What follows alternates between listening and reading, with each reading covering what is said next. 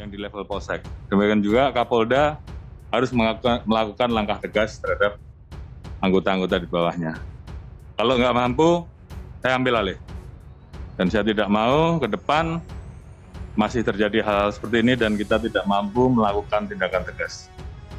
Karena kasihan anggota kita yang sudah kerja keras, yang capek, yang selama ini berusaha berbuat baik karena menjaga organisasi, terus kemudian hancur gara hal-hal yang seperti ini. Sudah kita lalui, masih ada ekornya ya, sengketa di MK, ini juga harus dijaga jangan sampai terjadi konflik. Nah, ini memerlukan kerjasama Kemendagri dan didukung oleh stakeholder semuanya, termasuk Polri. Di dalam melaksanakan program-program ambil Hari Kamtibmas karena memang ke depan Polri tidak mungkin bekerja tanpa dukungan dan partisipasi masyarakat. Itu 3 pasal sudah diterima ya. Kemudian barang buktinya adalah surat permohonan visum et repertum dari Kapolres Jakarta Selatan. Ini dia ya, pada tanggal 8 Juli 2022, di mana di situ dijelaskan ditemukan mayat seorang laki-laki pukul 17. Karena masih penyidikan. Dan kita apresiasi sekali bahwa Barreskrim sudah menentukan tersangka. Dan pasal yang dilakukan adalah pasal 338 pembunuhan.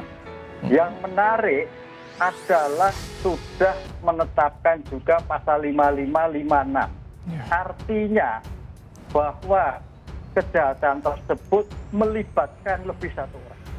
Publik bisa tenang. Komitmen Jenderal Listio Sigit Polri terbukti soal pengungkapan kasus Brigadir J. Kapolri Jenderal Listio Sigit Prabowo dan Polri terus dengan tegas dan transparan dalam menunjukkan komitmennya dalam menangani kasus meninggalnya Brigadir J. Jaringan Muslim Madani meminta masyarakat untuk tenang dan bersabar akan pengungkapan kasus penuh teka-teki tersebut. Pihaknya mengapresiasi Jenderal Listio Sigit yang telah mengeluarkan telegram berisi mutasi besar-besaran terhadap perwira polisi yang tak becus menangani kasus tersebut. JMM juga mengapresiasi langkah Polri membentuk tim khusus dari berbagai unsur. Menurut Syukron, apa yang dilakukan Kapolri patut diapresiasi sebagai langkah mewujudkan rasa keadilan masyarakat di tengah pertaruhan institusi Polri yang presisi. JMM juga menilai upaya penanganan oleh Polri sudah dilakukan secara transparan dengan menyampaikan informasi perkembangan terkini penanganan penyidikan kasus Brigadir J kepada publik. Transparansi tak hanya terkait dengan kelembagaan Polri, tetapi juga dengan kinerja penyidikan yang dilakukan kepada anggota.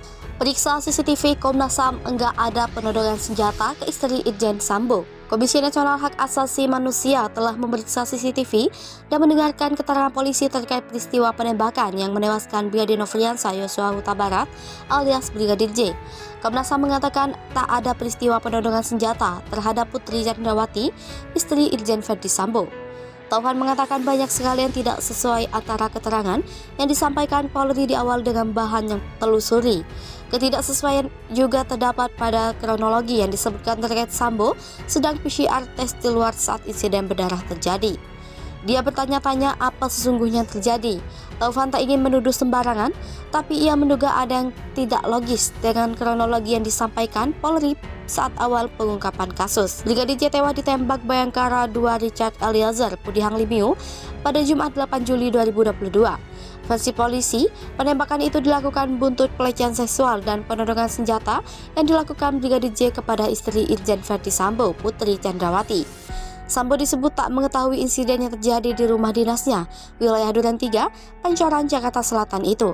Sambo tahu setelah ditelepon istri dan bergegas pulang ke rumah dinasnya. Komisi Nasional Hak Asasi Manusia telah memeriksa CCTV dan mendengarkan keterangan polisi terkait peristiwa penembakan yang menewaskan Brigadir Nofriansah Yosua Huta Barat alias Brigadir J.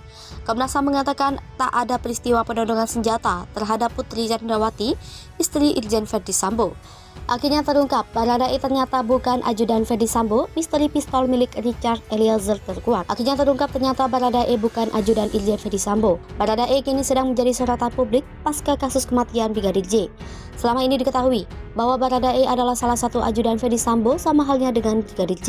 Ternyata baru terungkap bahwa pemilik nama Richard Eliezer Pudihang Lumiu bukanlah ajudan Verdi Sambo seperti yang beredar selama ini.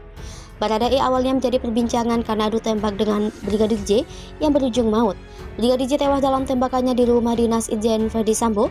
Bahkan kini terungkap misteri pistol yang digunakan oleh Baradae. Belakangan ini diketahui bahwa Baradae baru saja mendapatkan pistol dan Baradae baru saja selesai latihan menembak pada Maret 2022. Perihal Richard Eliezer Pudihang Lumiu atau Baradae bukan ajudan Verdi Sambo dan perihal pistol Baradae disampaikan Wakil Ketua Lembaga Perlindungan Saksi dan Korban Edwin Partogi. Dikutip dari PMJ News, Wakil Ketua LPSK Edwin Partogi membeberkan bahwa Baradae tersangka kasus penembakan Brigadir J sampai tewas baru mendapatkan pistol pada bulan November 2021 lalu. Sedangkan terakhir kali Baradae latihan menembak pada bulan Maret 2022 lalu. Hal tersebut diketahui berdasarkan keterangan dari Baradae ketika diperiksa LPSK. Lebih jauh, Edwin mengungkapkan Baradae bukan seorang yang jago dalam menembak dalam hasil penelusurannya. Menurutnya, Baradae bukan petugas sebagai ajudan atau aide-de-camp Irjen Verdi Sambo, melainkan sekadar sopir. Namun demikian, Edwin menegaskan keterangan Baradae itu harus diklarifikasi ulang ke berbagai pihak. Selain itu, Edwin menilai tepat jika polisi menerapkan Baradae sebagai tersangka. Alasannya, insiden tembak-menembak itu berdampak terhadap kematian seseorang. Kurang ajar, 4 polisi olah TKP rumah Verdi Sambo hilangkan alat bukti tewasnya B. 4 polisi dari 25 polisi olah TKP rumah Verdi Sambo ternyata diduga menghilangkan alat bukti tewasnya Brigadir Joshua.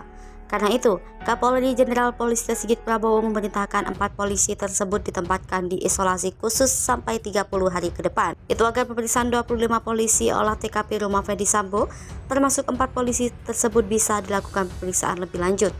Sayangnya, Sigit tak mengungkap lebih detail identitas 4 polisi hilangkan alat bukti tewasnya Brigadir Joshua. Kapolri hanya menyebutkan 4 polisi tersebut merupakan bagian dari 25 polisi olah TKP rumah Verdi Sambo. Sigit juga tak menjelaskan secara detail tempat penahanan 4 personil polisi tersebut.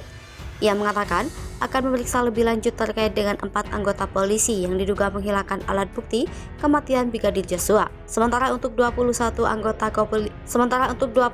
anggota polisi lainnya yang sempat diperiksa Irsus akan diproses secara kode etik. Itu jika nantinya terbukti terlibat dalam rangkaian kematian Brigadir Joshua, maka proses pidana akan dilakukan.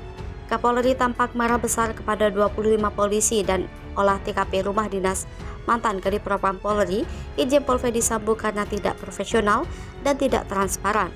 Kapolri menyebutkan telah memeriksa 25 personil kepolisian tersebut untuk dimintai keterangan. Padahal olah TKP itu dilakukan, lanjut Sigit, agar semua proses penyelidikan kematian Brigadir Joshua segera rampung, sehingga kasus kematian Brigadir Joshua cepat terungkap secara terang benderang ke publik. Ini membuat hambatan dalam hal penanganan TKP penyidikan yang tentunya kita ingin berjalan dengan baik, tutur Kapolri. Komarudin soroti kelicikan Verdi Sambo pakai seragam jenderal saat diperiksa. Bagaimana anak buah mau periksa komandannya? Pengacara keluarga Brigadir J Komarudin Simanjuntak menyoroti kelicikan Irjen Verdi Sambo yang mengenakan seragam jenderal bintang 2 saat diperiksa penyidik hari ini, 4 Agustus 2022.